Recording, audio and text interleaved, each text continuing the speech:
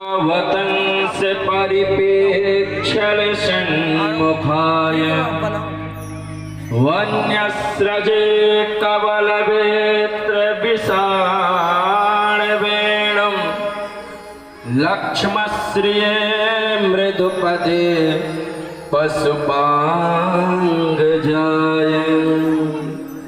वनं वृन्दावनं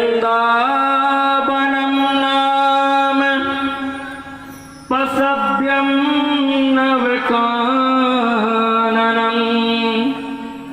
गोप्य गोपी गवां सेव्यं पुण्याद तिड़बेरुधं। बोलवंशी बाले के श्रीमद्भागवत महापुराण के श्री व्यास जी महाराज की जय जय श्री राधे। परम मंगलमय अनंत कोटि ब्रह्मांड नायक सच्चिदानंद भगवान श्री कृष्ण की शब्दमयी प्रतिमूर्ति श्रीमद् भागवत महापुराण की पावन भागीरथी को प्रवाहित कर रहे, अपनी दिव्य गरिमा से व्यासपीठ को अलंकृत कर रहे पंडित प्रवर श्रीमद् विद्वद्वर भागवत भूषण श्री रविशंकर तिवारी जी महाराज, उनके स्वर में स्वर मिला करके संगीत की पावन गंगा को बहा रहे हमारे संगीतकार बंधु, समुपस्थित विद्वज्जन, भक्त वृंद, हमारे भारतीय संस्कृति की गौरव वात्सल्य मूर्ति, अरहस्यनीय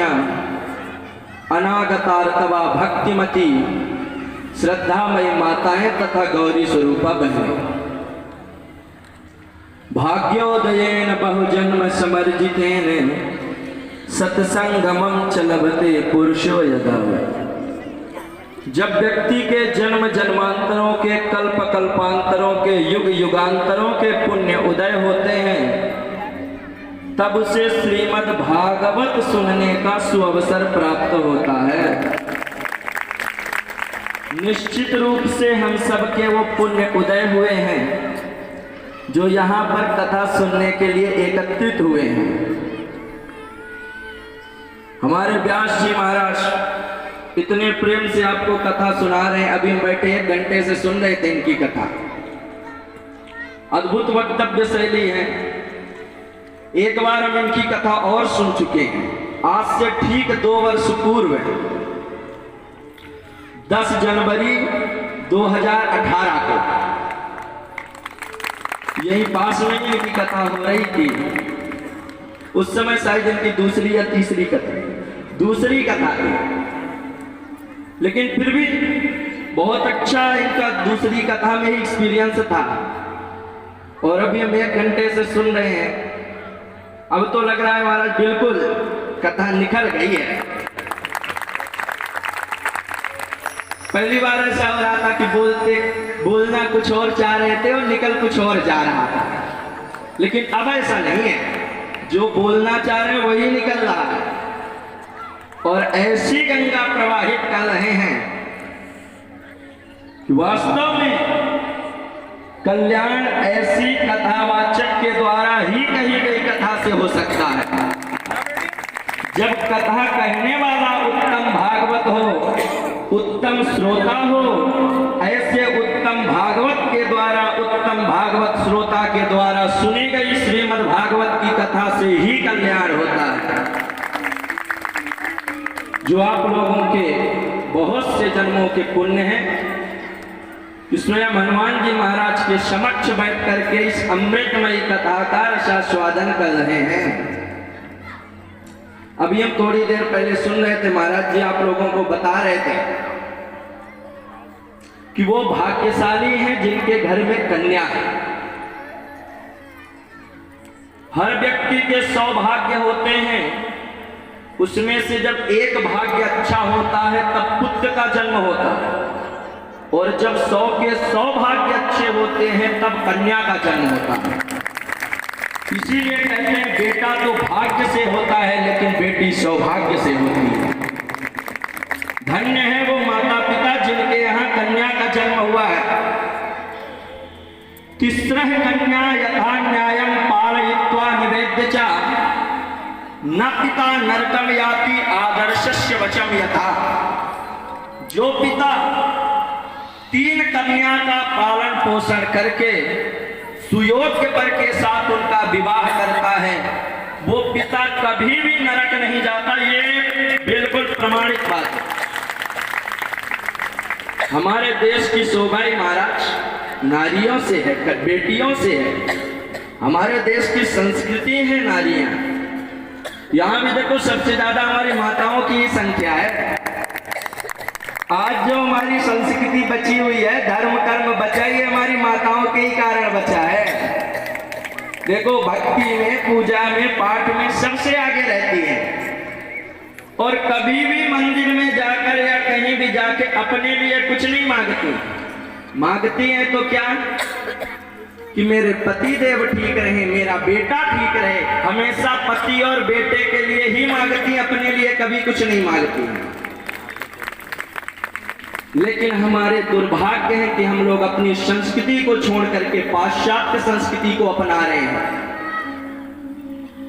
आज आप लोगों को, बहुत से लोगों को विदित नहीं होगा कि आज विश्व हिंदी दिवस है। हम लोगों को आजकल कोई पूछे महाराज हम ये जानते हैं सलमान खान कौन है, कटरीना कैफ कौन है, लेकिन पूछ लिया जाए कि भगवान कृष्ण के पिताजी का क्या नाम था तो नहीं पता है। संस्कृति से हम लोग दूर जा रहे हैं। आए दिन तथाकथित स्थानों पर घटनाएं सुनने को मिलती रहती हैं। जैसा कि भी बता रहे थे महाराज जी कि पेपर में मिलती है कि आज इस बेटी के साथ ये घटना घटी, आज उस बेटी के साथ ये घटना घटी। इस तरह की नौबत क्यों आ रही है? सिर्फ और सिर्फ हमारी गलती है। हम अपने बच्चों को कथाओं में ले जाना बंद कर दिए, उन्हें रामायण गीता की कथाएं सुनाना बंद कर दिए, भगवत भजन से उन्हें दूर कर दिए। तो ऐसे में तो ये घटनाएं होंगी महाराज। एक छोटा सा 5 वर्ष का बालक एक बार जाता है रामलीला देखने के लिए। वहां पर हरिश्चंद्र जी का अभिनय हो रहा था। उस बालक ने हरिश्चंद्र जी के अभिनय से ये सीख ली कि मैं जीवन में कभी झूठ नहीं बोलूंगा। वही बालक बड़ा होकर के महात्मा गांधी बना। आज के बालक बचपन से ही, पैदा होते ही, 5 वर्ष की उम्र से ही टीवियों में महाराज विषय भोग संबंधी गानों को सुनते हैं।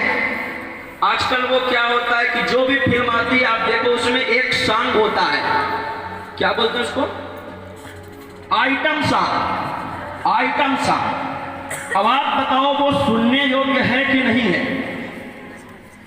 हमारे बच्चे 5 वर्ष की उम्र में ऐसे सॉन्ग को सुन रहे हैं। वो बच्चे बड़े होकर के सत्यवादी बनेंगे कि बलात्कारी बनेंगे? गलती तो इसमें हमारी आपकी है। बेटियों से तो हमेशा कहते हैं कि घर की इज्जत बर्बाद मत करना। कभी बेटे से ये नहीं कहते कि दूसरे के घर की इज्जत से खिलवाड़ मत करना। पहले अपने बेटे को तो समझाओ। हम अपनी बहनों से कहना चाहते हैं, युवा भाइयों से कहना चाहते हैं, रक्षाबंधन का दिन आता है। हर व्यक्ति अपनी बहन को रक्षाबंधन में वस्त्र देते हैं, आभूषण देते हैं, पैसे देते हैं, मिठाई देते हैं। अच्छी बात है, जो देना है आप दीजिए, लेकिन साथ में उनको एक एक तलवार भी दीजिए और कह दीजिए जो तेरी ओर सर उठा के देखेगा उसकी गर्दन को तू धड़ से अलग कर देना। बेटी को चांद की तरह मत बनाओ कि जो चाहे वो सर उठाकर देख ले। बेटी को सूरज की तरह बनाओ कि कोई देखे भी तो सर पहले नीचे झुका ले, उसके बाद देखे। आजकल हम लोग कहां संस्कृति में जा रहे हैं महाराज, अपने धर्म को नहीं पहचान रहे, अपनी संस्कृति को नहीं जान रहे हैं। पाश्चात्य संस्कृति में ऐसे लगते हैं।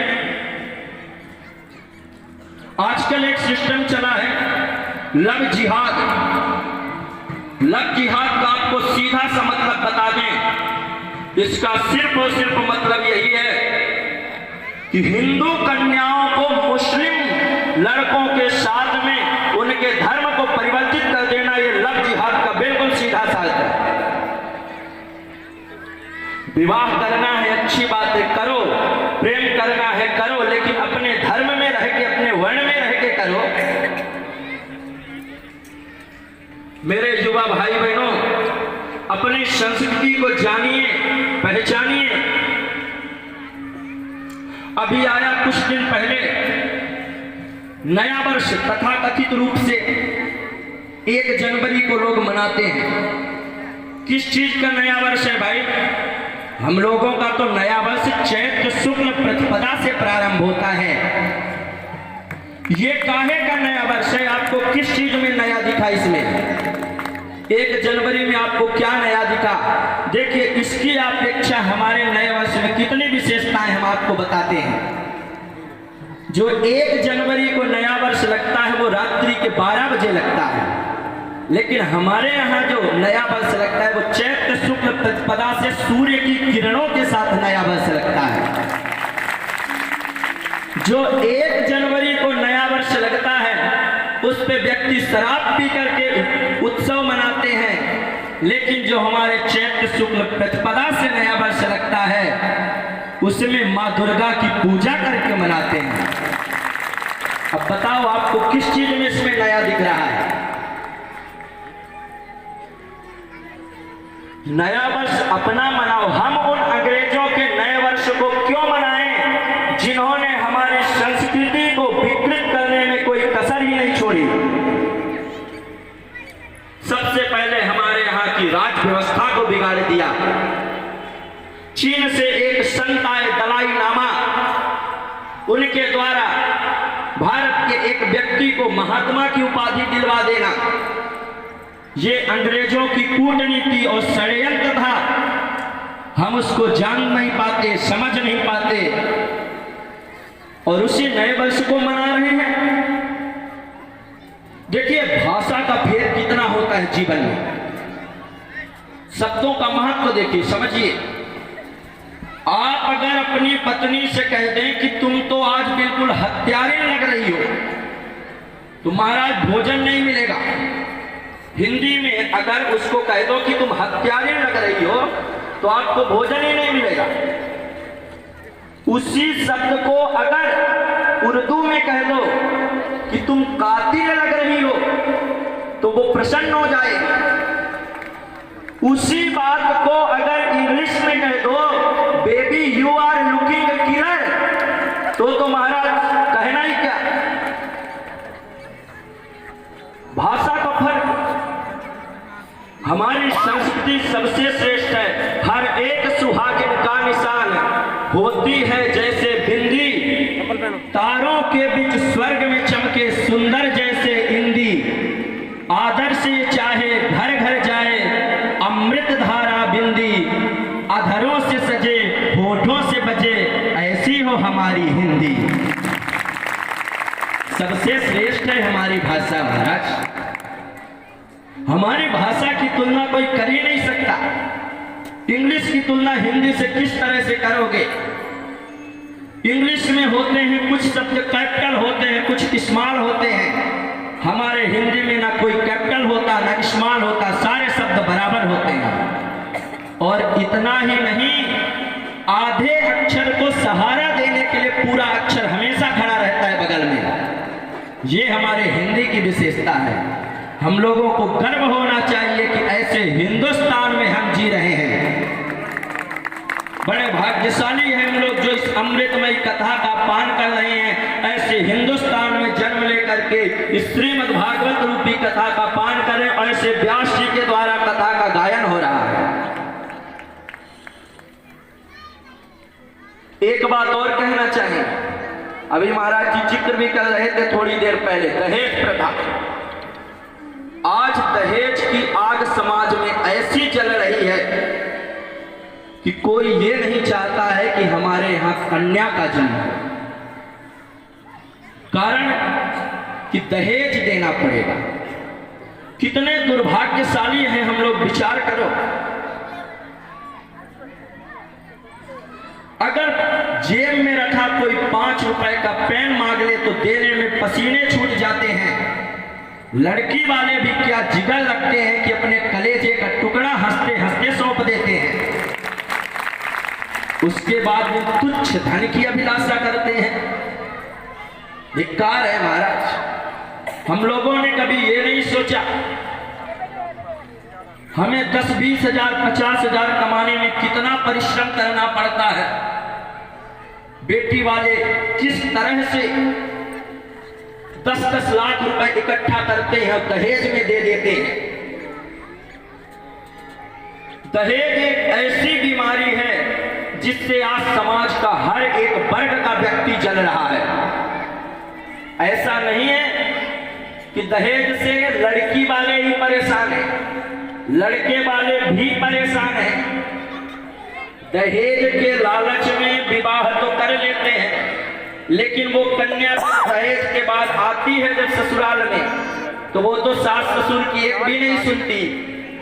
और सुने भी क्यों भाई, वो फ्री में थोड़ी ना आई है, पैसा दे के आई है तुम्हारे घर में, तुमने उसके बाप से पैसा ले लिया, जीवन भर की तुम्हारी जिम्मेदारी हो गई है। एक लड़की लड़का एक पार्क में मिलने जाते हैं, दोनों का विवाह फिक्स हो जाता है। एक पार्क में मिलने गए, लड़के ने कहा लड़की से हम तुमसे विवाह करेंगे, शर्त हमारी ये है कि यदि तुम्हारे पिता दहेज में मुझे कार दे तो क्या तुम्हारे पिता की औकात है कि दहेज में मुझे कार दे। लड़की ने भी क्या गजब का जवाब दिया, हमारे बाप की औकात तो तुम्हें हवाई जहाज देने की है, क्या तुम्हारे बाप की औकात हवाई अड्डा बनवाने की है। तो आप जागिए, दहेज से कितने दिन तक महाराज जीवन यापन कर लेंगे। ससुर जी से मांगते हैं दहेज में हमें कार चाहिए, कार चाहिए तो अपने से कमा के खरीदो। ससुर जी की दी हुई दहेज की कार को चलाओगे तब तो तुम उनके ड्राइवर कहलाए, मालिक का बात के हुए। हम तो अपनी बहनों से कहते हैं जब विवाह हो रहा हो, मंडप पे बैठी हो, दूल्हा कहने लगे कि मुझे चैन चाहिए, मुझे कार चाहिए, तो हटा दो अपने सामने से वो शर्म का घूंघट और खींच के 2 थप्पड़ लगाओ कि जब तू हमारे बाप के सामने भीख मांग रहा है तो तू क्या हमें खाक सूखी रखेगा।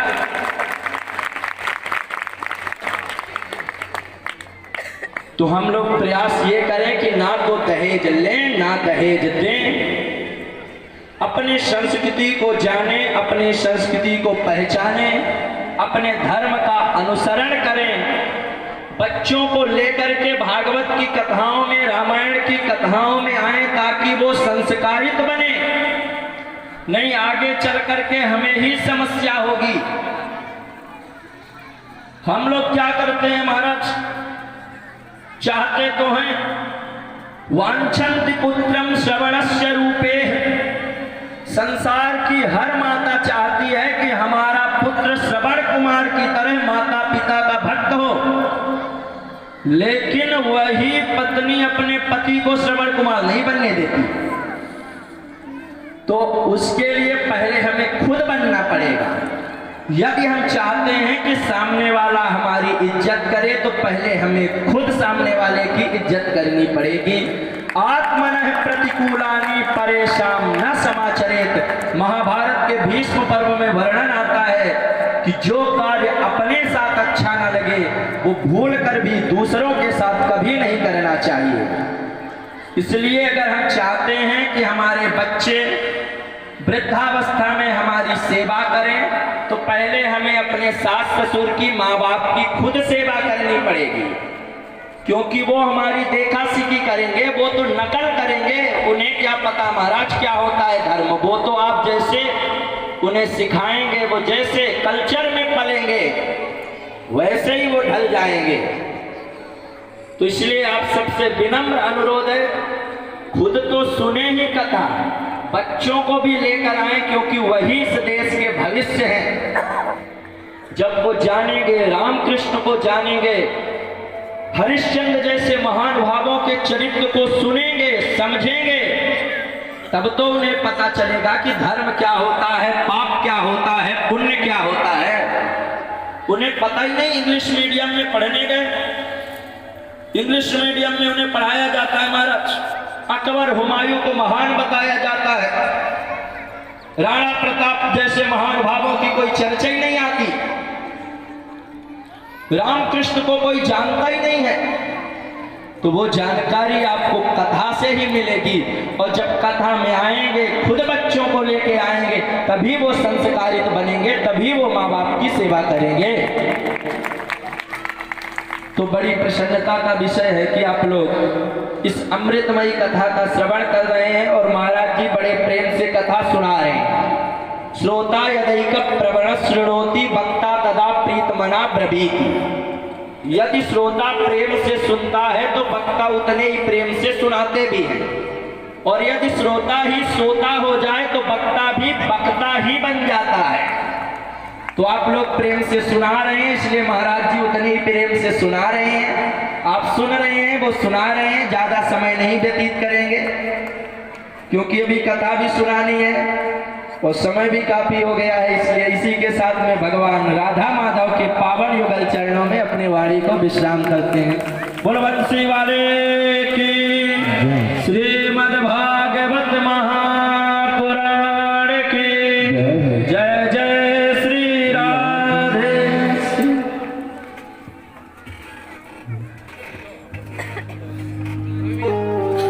पूज्य पिताजी गुरुदेव का सम्मान करें करते हुए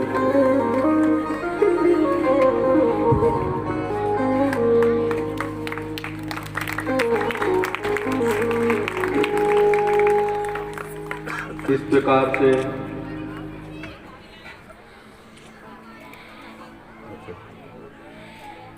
हमारे बीच में सीहोर शहर के सबसे लोकप्रिय